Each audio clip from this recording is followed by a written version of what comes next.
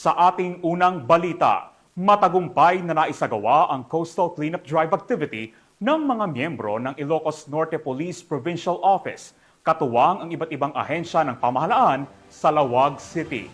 Ang magandang balitang yan ay hatid ni Police Corporal Joanna Marie de los Santos. Sa pangunguna ni Police Colonel Jomar Q. Labiano, Provincial Director ng Ilocos Norte Police Provincial Office, nakisa ang mga tauhan ng Provincial Community Affairs and Development Unit sa isinagawang coastal cleanup activity sa Sitio 4 Torre Gabusur, Lawag City.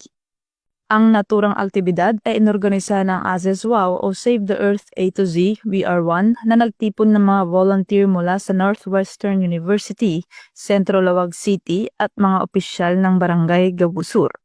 Layunin ng naturang gawain na isulong ang pangangalaga ng kalikasan at maitaguyod ang malinis at ligtas na kapaligiran para sa susunod na henerasyon.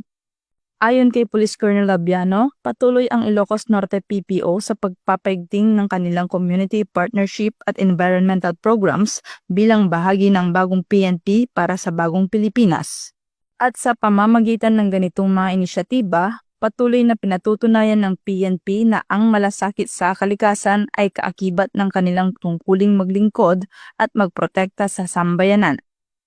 Mula dito sa Ilocos Region, ako ang inyong PNN Correspondent, Police Corporal Joanna Marie M. de los Santos, alagad ng batas, tagataguyod ng balitang pulis.